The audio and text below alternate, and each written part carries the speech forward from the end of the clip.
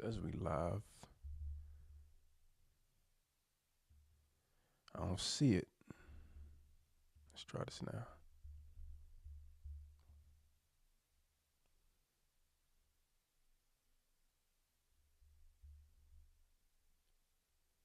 All right, I'm just gonna go for it. There we go. All right, yo, welcome back to another episode of Nothing Moves Without Us, a Black culture podcast. And ain't no us, it's just me. It's just me. Um, today I'm talking about RIP to the Black experience as usual. Um, my bi-weekly recap of Black news. Talking about saying what's up to Black people when you see them in the wild, and just those interactions and how people are weird, microaggressions, and lastly, who is they when we talk about racism? Who is they? So to start, I want to try something a bit different. I got this gift for Christmas maybe 3 years ago. Um, one of Erica's friends. They always give me gifts that tap into my creativity. They got me this gift called creative blocks, and they're just a bunch, like maybe 100 cards or so, that are meant to stimulate creativity and spark new ideas and passions if I ever feel like I'm in a creative block. And I used them once on the Amtrak about 2-3 weeks ago when I was traveling from New York. Um, when I purchased gifts for myself, I received gifts, and I'm never someone who uses them in the moment or uses them immediately, right? Because I already have my own rhythm and I have my own path that I'm carving. And as I dig deeper into my creativeness and tap into my innate energy, gifts randomly catch my eyes, and I'm like, you know what? Now I need that, right? I don't need it immediately. Now I need that. They bought me like a writer's candle. They've gotten me epis, which is a Haitian spice, like a Haitian spice of like garlic, parsley, rosemary that you just grind, add olive oil, salt and pepper, and it's kind of like a food paste that you add onto meat, to chicken. I'm starting off rusty. Hold on.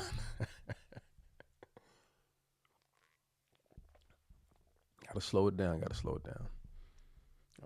So yeah, I thought I'd start every episode by randomly choosing one of the creative block cards and just seeing what kind of comes to mind immediately and seeing how that helps me navigate the episode. All right, so this first one is change your scenery. Sometimes a new environment is all it takes to reinvigorate your sometimes a new environment is all it takes to reinvigorate you creatively.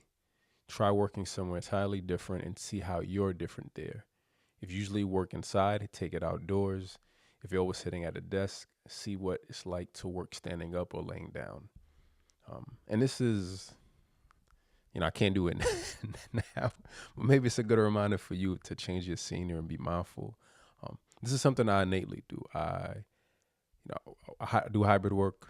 So at the office, I have a laptop stand that converts into a higher height, I guess, and I can sit or stand as I need to throughout the day. So I have like an hour commute drive. When I drive into work, I start my day standing. I stand for like maybe the first half hour. I grab my tea. I get situated and I stand. I move my legs around a little bit. Get the blood circulate. And I sit. And throughout the day, I sit and I stand. When I'm home, I have different spaces where I work from. Sometimes I'm at the window facing the back. Sometimes I'm in the office upstairs. Sometimes I'm in the breezeway. Sometimes this morning I started work for like the first hour and a half in bed just to, feel my vibe and see what my energy is. And knowing that like no matter what space I'm in, and I get what I need done, right? Nothing's pressing, nothing needs me to be at my desk fully clothed and at full attention, right? Sometimes I just need to vibe out and chill and just kind of go where the energy takes me. I haven't worked from bed in the morning in a minute, and mostly because it's been hot today. It's first time it rained in like maybe a month. So, that rain and that cloudiness, that dreary looking sky makes you want to be a bit cozy. So I just stayed in for a bit. I took this past Friday and Monday off to decompress and enjoy my birthday. And came back into work thinking that I'd be channeling the energy I left with. Like these past 2 weeks, like it felt lit. I had the DI. I talked about the DI presentation. I went real well. I felt very focused and just confident in the the professional space I was developing for myself and who I wanted to be at work. And this week I came back and it's like, I got back into it's all right, it's all right, yeah, I'm all right. But it's just the energy, and I know it's partly why I don't take breaks, because I know myself. If I take too long of a break, when I come back, I'm gonna be in a funk because I'm gonna wish I had the full luxury and freedom that I've allotted myself in the past. So coming back into work after a short staycation or short time away, it's like, is this what I want to do with my life, right? And the answer is no, it's not what I want to do with my life long term. But in the moment, this is what I need to do with my life. So for me, even changing your scenery is changing your job. I talk about the 2-year itch, where every 2 years I would leave a retail job. The first year is me establishing my identity and understanding how the business works and making connections with the right people to decide and understand who I want to communicate with, who I want to build bonds with in that space, understanding what's necessary for me to be successful in my role. And once I get my annual review and the second year kicks off, it's like, yo, I'm here now. I'm here. I'm showing up every day. I'm gonna let you know what I'm about. Don't try to play me. Don't try to violate me. Watch your mouth. Don't overstep. I'm here, and I'll establish who I am, and from there, I'll decide what's next. And this is I never want to say first professional job, right? This is like the first career job, I guess. I don't know. Yeah, I don't know. Every job feels like a job. But after 10 years of like not being in a physical space, it feels like my first career job, because I go to office and corporation and hierarchy and all of that. And I know there's benefits to staying there long term. There's value for myself, for where I want to take my professional development, the opportunity to learn, and the potential I can offer this business in a new light, in a new way, right? It's not retail with the turnovers, whatever. Like, no one cares. People just come in and out. There's a good opportunity, and if as long as I'm mindful, and as long as I continue to carve my own path, there will be opportunity for me. And if there isn't, then I know that I need a change of scenery. All right, let's get started, yo. No matter what Black Twitter tells you, there are no blacks in the Illuminati. No blacks in the Illuminati. No blacks in the Illuminati. Absolutely, positively, no blacks in the Illuminati. No, no, no, no, can't have that, no. It's over, right? Or R.I.P. R.I.P. to the black experience, right? And I'll start this by saying, I always have to speak my real on the mic, right? I go through. I'm honest about my the transition of my thoughts and my feelings about the black experience, right? So right now, black news is Diddy, Diddy, Diddy, Diddy, Diddy, Diddy, Sean Combs, Puff Daddy, P Diddy.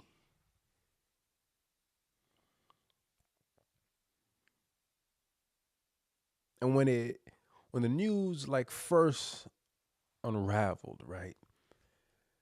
Innately, right? Yo, I want to defend the black man, right? I want to defend the black man. Like, nah, that ain't right. Nah, nah, nah. Yo, what about this person? What about Hugh Hefner? What about all of that, right? What about isms, right? Because it feels unfair. It feels unfair. I've talked about the Me Too movement, right? Within the white experience, Harvey Weinstein is the villain of the Me Too white experience, and he, he did trial, and he's doing his time, right? And the white experience has moved on from the Me Too movement. You had Kevin Spacey. You had the father from Seventh Heaven. Let me get his name. Seventh Heaven. When I first is smiling down on me. Stephen or Stephen Collins. The white experience in Hollywood has a long rap sheet of abuse, sexual assault, pedophilia,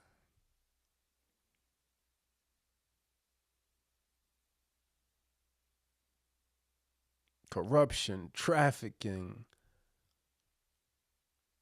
uh, all of that, right? I don't have all of that. But it always feels like there are minimal. The white experience is always on code. That's what it is, right? They're on code. They on code. They on code. They're on code. At some point, no matter what you do within the white experience in Hollywood, you get called back. You get brought back into the fold. Robert Downey Jr., right? He used to be a drunk. He used to be a mess, right? Now, he's a legend. He's Hollywood royalty. He's untouchable.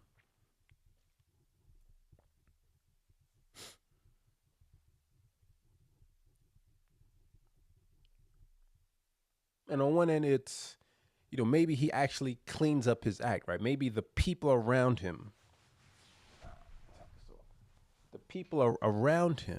actually help him, right? They actually hold him accountable and say, yo, you got to clean your shit up, man. You got to straighten up. And that's being on code. Being on code is having a support system that checks you, that puts you in place. The downfall of the black experience, right, is the atmosphere of acceptance. And I get that phrase from the Star Report. He always talks about that. The atmosphere of acceptance. The people around you, they'd let you do whatever you want as long as you feed them, right? They doges. They just dogs, right? They don't have any koof. They don't have any consideration for the bigger picture. They let you do whatever to anyone. They let you do anything to them. They let you say whatever. They let you violate. They let you violate their moms as long as you put money in their pocket. These dudes, they cowards, cowards, cowards, cowards. The black experience, is full of cowards, yo.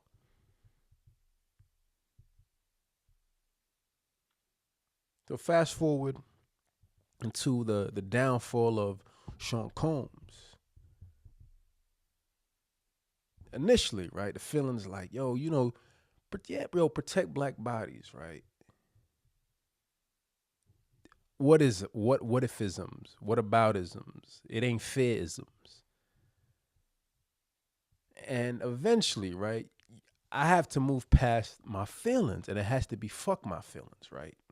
It has to be fuck Sean Combs and everything he's done to everyone throughout the history of his fucking tyranny.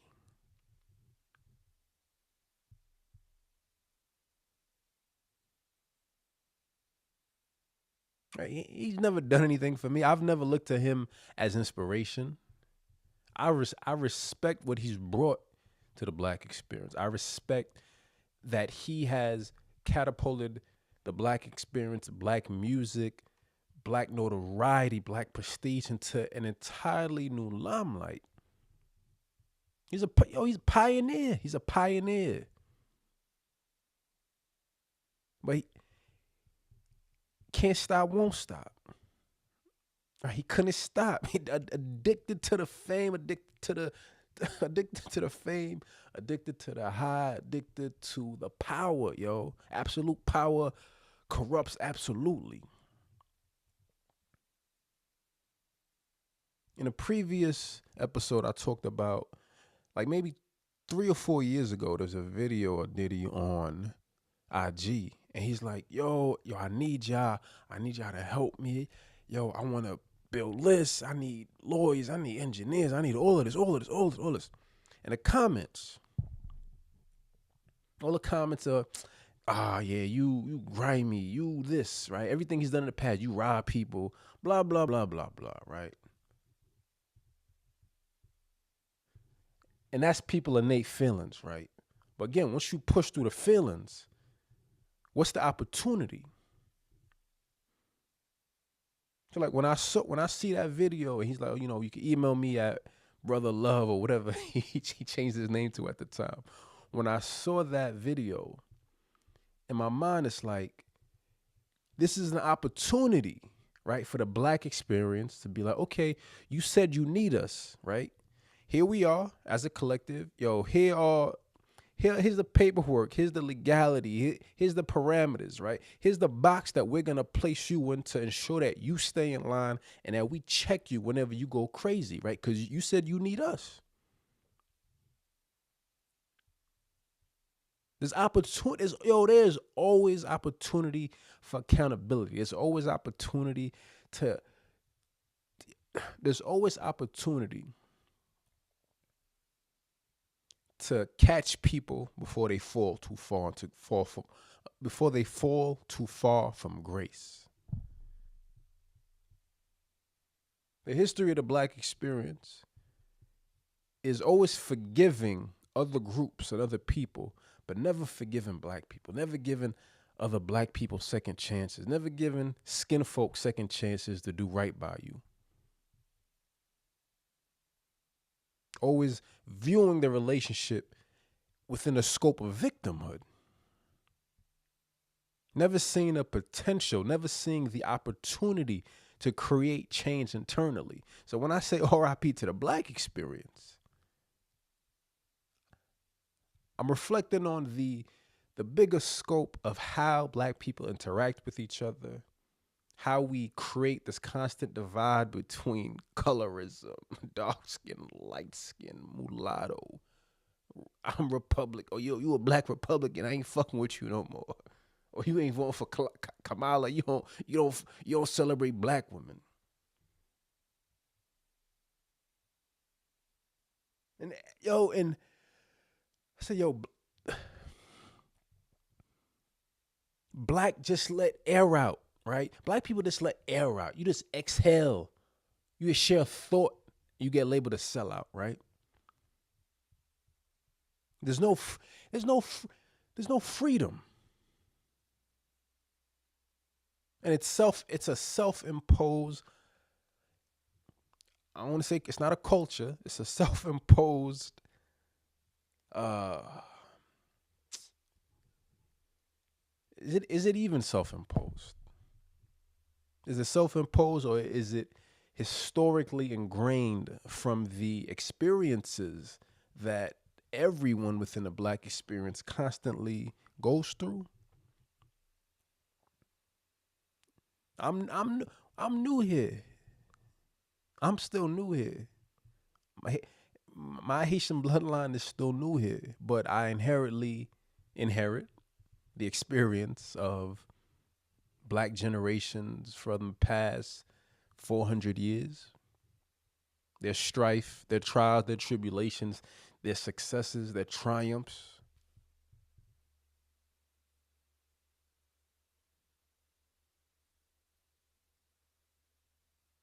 I feel like that gives me an advantage to be objective. I look at the history of Haiti, and yeah, Haiti won its independence, and ever since then it's been in turmoil. But it's been in turmoil because of greed, because of outside foreign influence, Western influence.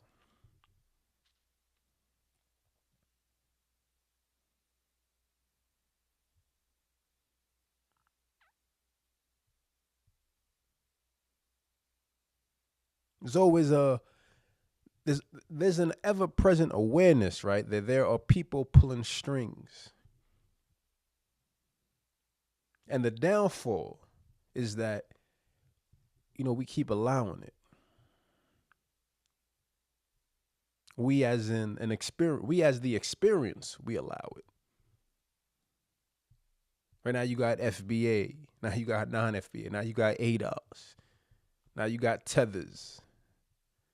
And every 10 years there's a new way. Within every 5 or 10 years, there's a new way to further divide the black experience within the United States. Now it's Haitians eating dogs and cats and geese and all this other stuff, right? Yo,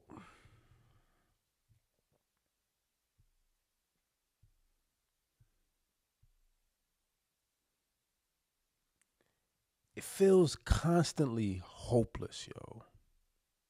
When I look at the big picture, right? And it's self-fulfilling, right? Because I say RIP to the black experience. And when I say that, I speak it into actualizations, and it hurts my heart.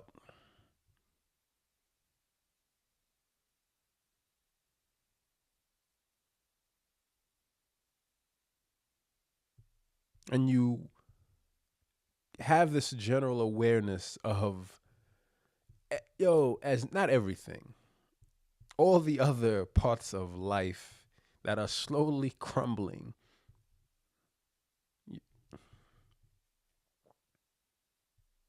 The awareness of, a failed state, a failing, not even it's failed, a failed state, a failed nation,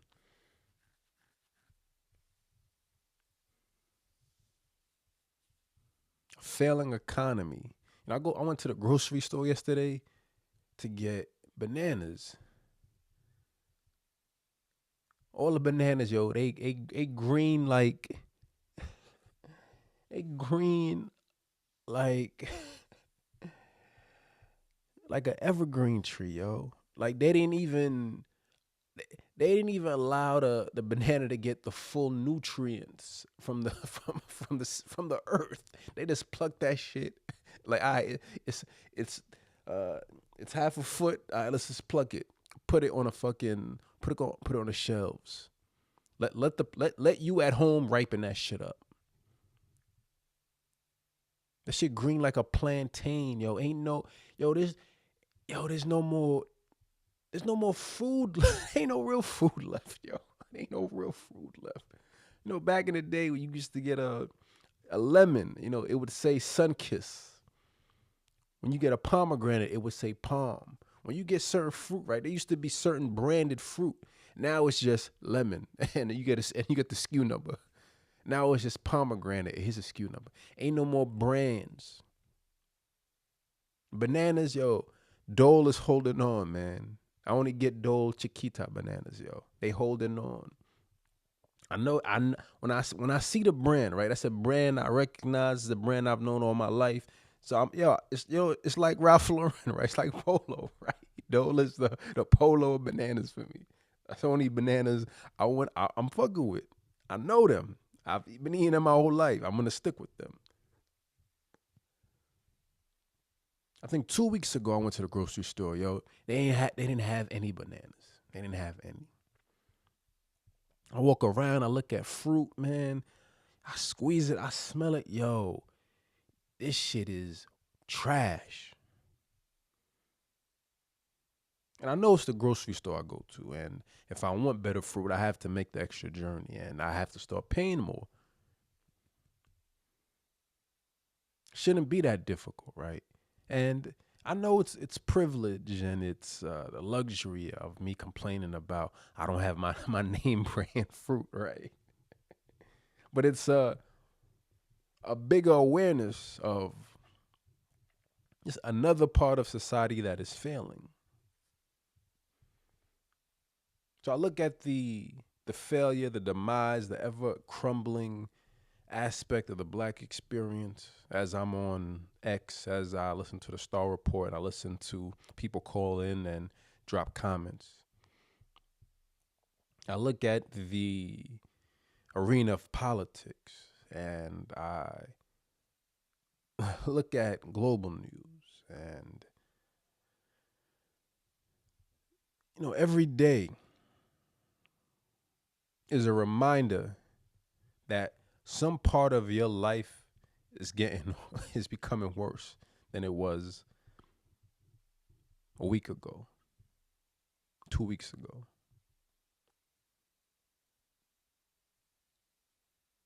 And it's frustrating.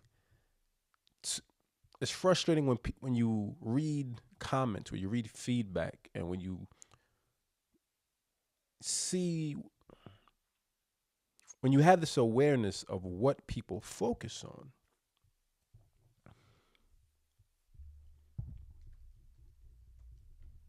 So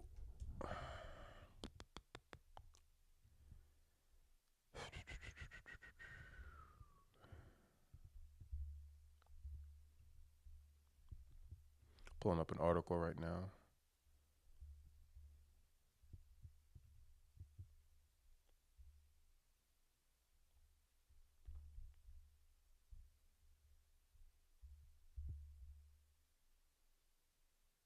So I think was this Wednesday? I thought this was Tuesday. Huh.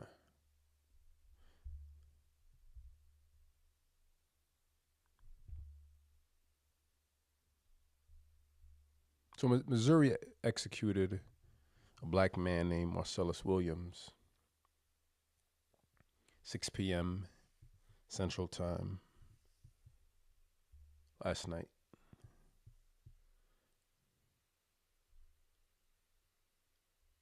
And as I scrolled through X,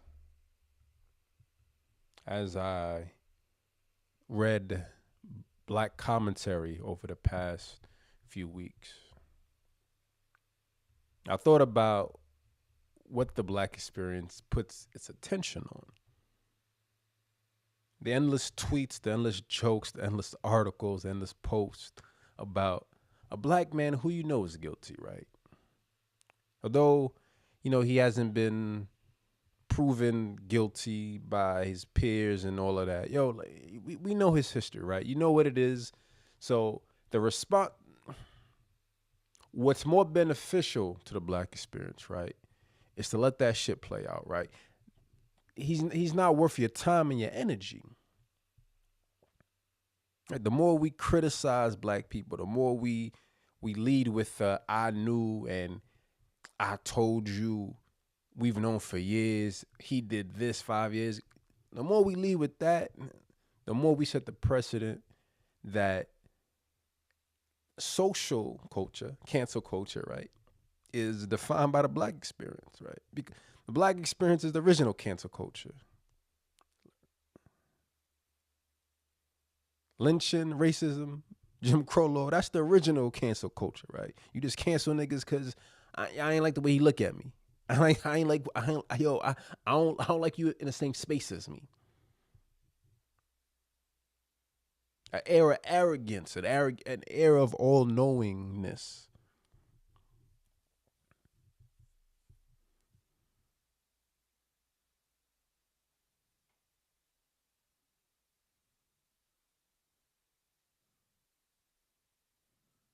There's an obsession with the bullshit, right? There's an obsession with the bullshit content that has no value. And it's not exclusive to the black experience. It is wholeheartedly a full, ongoing social experience.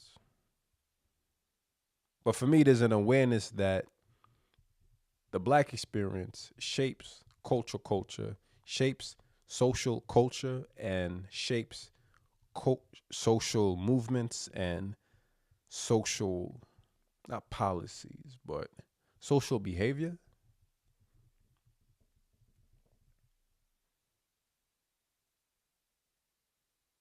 We spent years, going over. We talk about dinner with Jay-Z. This black, he's in Illuminati. He worshiped the devil. You spend years listening to people talk negatively about their experiences with certain people, but ultimately, no one does anything. Cowards, right? And I don't say that to dismiss or insult people who are actually victims.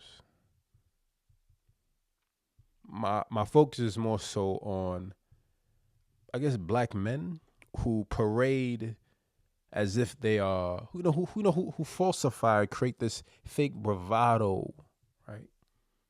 Along with OIP to the black experience, OIP to black masculinity, because one thing we're realizing and we're seeing that none of these rappers is hard. None of them are thugs. None of them bust guns. Right? They all frauds. They all snitches. They're not they all, but it's all a facade, yo. It's yo. Hip hop over. Hip hop's over, right? Because hip hop defined the black experience these past 20, 30 years. It's over, man. It's over. It's over. It's over.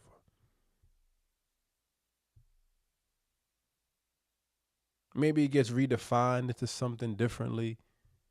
Mumble rap is the cliff, the end, right? And we transitioned into drill rap and back into the violence. And like, who's out right now that's hot?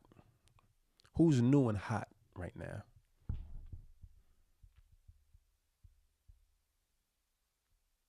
Maybe it needs to die, right? Maybe it needs to die so it can be reborn to something fresh and revitalizing. But the challenge and the concern is that who's bringing new life into it, and who's defining what this new black experience will become.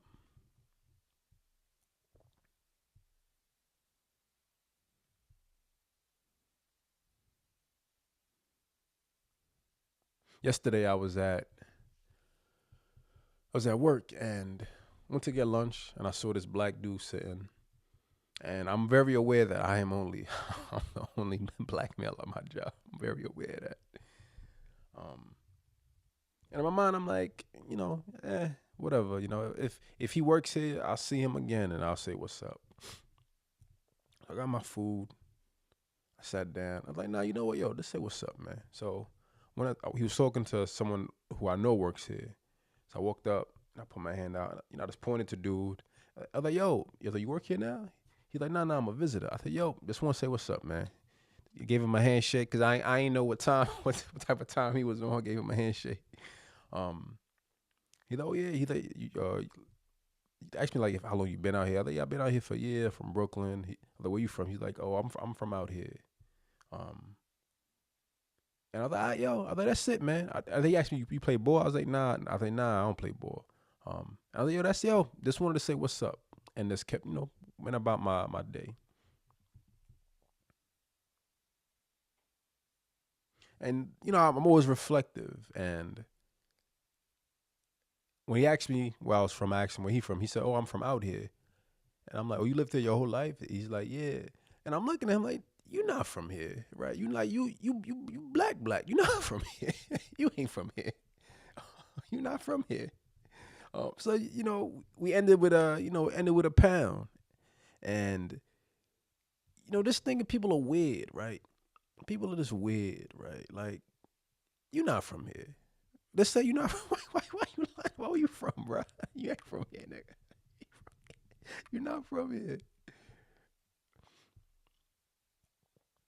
And on one end, again, it's being mindful of,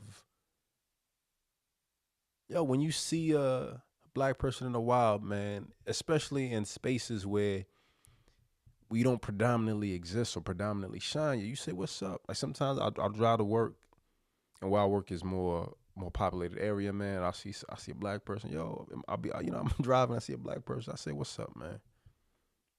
I see you, black man. I see you, black woman. I'm just acknowledging your existence, man, because most likely no one else might. You may not care, and that's fine, but I'm gonna offer it. And if I never see you again, hey, you know that there's a black person who acknowledged you. And if I see you again, then hey, maybe we'll talk and have another interaction. Tuesday at work, had this interesting interaction. You know, I used to call myself naive, but I'm not naive. I'm just not. I don't be on it like that, right? I'm not thinking that people are doing certain things with ill intent off the jump. Especially if I had interactions with someone before, right? Like, you have interactions with people and you see who they are because you see how they talk about other people.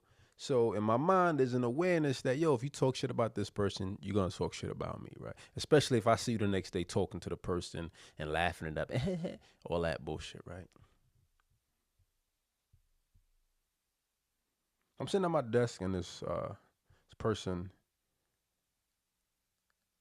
asked me to open the door for them. So I reach for my ID and they're like, "Oh no, I don't need an ID. I just need you to open the door for me. I couldn't open it." So I get up, I open the door, and they walk through, and there's another person walking through after them, and they made some type of comment. Like, I don't. Sometimes I don't pay attention when people talk, cause you ain't. Most likely, I know you're not saying anything of interest to me. Like, right? Like most people, you ain't. I don't. I'm not here for small talk.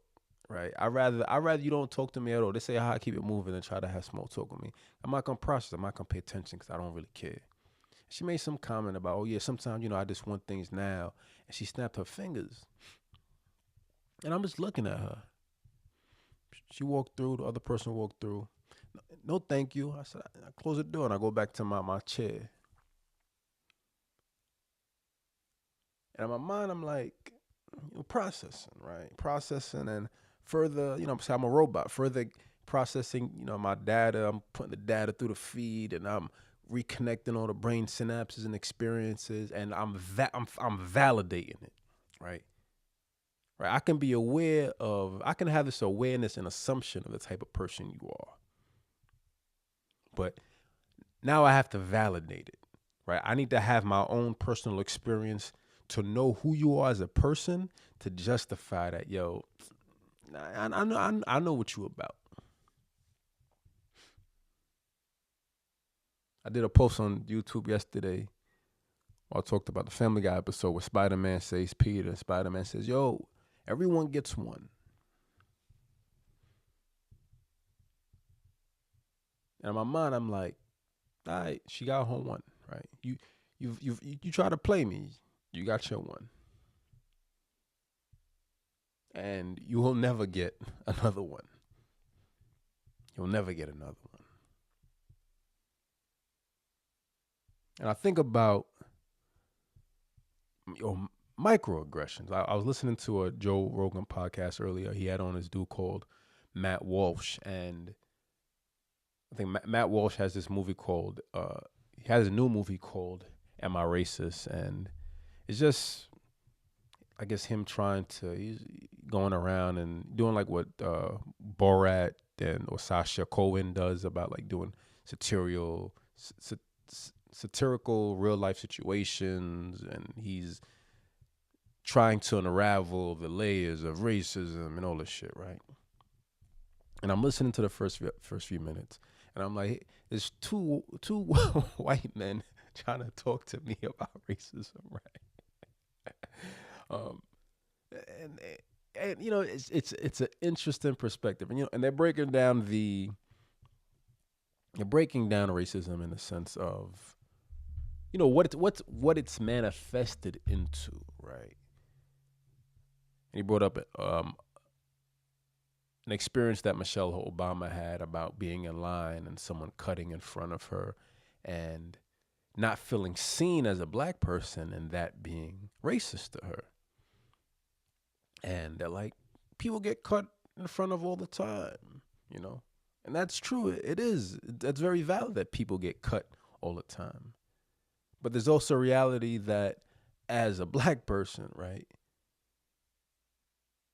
it's triggering because there's an awareness that the white that there's an awareness that your existence is sometimes dismissed because you're a black person. Just like it'll be valid for a woman to say the same thing, right? I think drawing parallels and not comparing racism to sexism because they're completely two different things, but there's also a ongoing there's an ongoing trauma and ongoing triggers and ongoing victimhood. Maybe it's not victimhood. Ongoing oppression, ongoing microaggressions, ongoing disregard. Where when something happens to you, it's because, he wouldn't do that to me if I was a man, right? I've had this experience with this co-founder that I used to work with, and we were trying to work out this contract between me, her, and a third party, and her perspective was very much, if I was a man, he wouldn't push me around like this and all of that. It's like, okay, I got, I hear your perspective, but I personally, right, as an outsider looking in, I don't think it's because of that, right? We all got on a phone call, we all had a mutual agreement, and then you changed the terms, so he switched up on you as he should, right?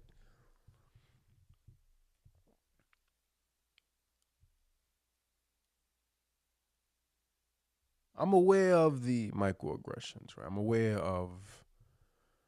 I'm not aware of it. I'm not aware of it. I make note of the microaggressions, right? I make note of the passive aggressiveness. I make note of the comments and the words and the language people use. And, I stay forever mindful of who I communicate with, who I give my time to.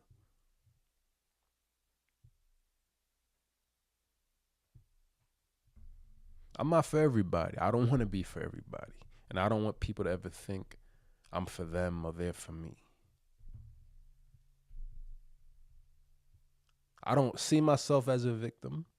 I just see myself as someone who's aware and who knows how to handle situations with people moving forward. Once I have an interaction with them, that I know something was awry.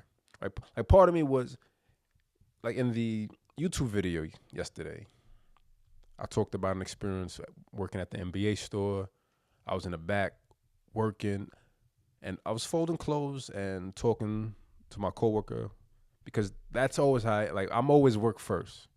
Right? We could talk for hours as long as we getting work done. That's all that matters.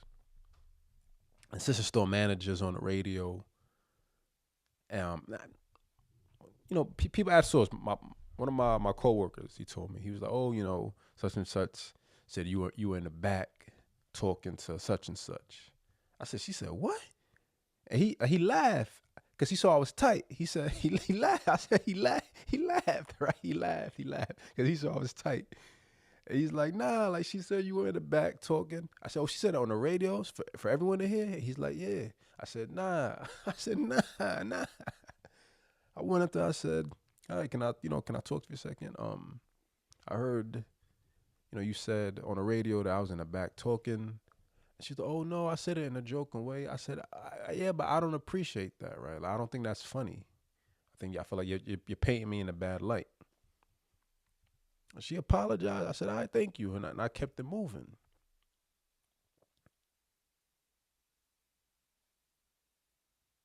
Sometimes you don't get one, right? Or sometimes you might get one because I'm not aware of it, but either I'm gonna directly come to you about it, or I just switch it up, right? Like if you're a peon, right? You a peon, you ain't even worth the energy. So like some people ain't even worth the energy or the confrontation. Or sometimes you're in shared spaces or you have shared energy with people that you have to work with ongoingly. You don't even press it, right? You just switch up and change how you interact with them because that brings more peace down the line. Like on the way to work, I'm like, yo, if I see her, right, I should press her, right? I'm like, y'all should press her. Like, yo, I don't appreciate that. And I didn't, right? In my mind, I think if I had, I'd be like, yo, I didn't appreciate you snapping your fingers in my face, yo. Even though if it wasn't at me, I don't appreciate that. But I didn't. So I move on from it. And I create this awareness and this wall that I don't fuck with you like that.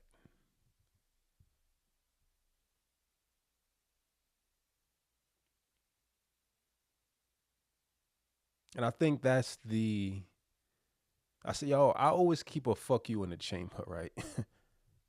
I always keep a fuck you in the chamber. I don't fuck with you like that.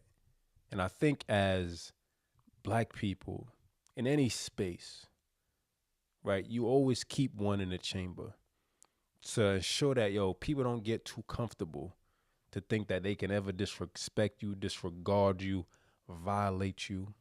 Don't ever get too close. Don't invite me nowhere. I ain't hanging out with you outside of work. Like, nah, son. Nah.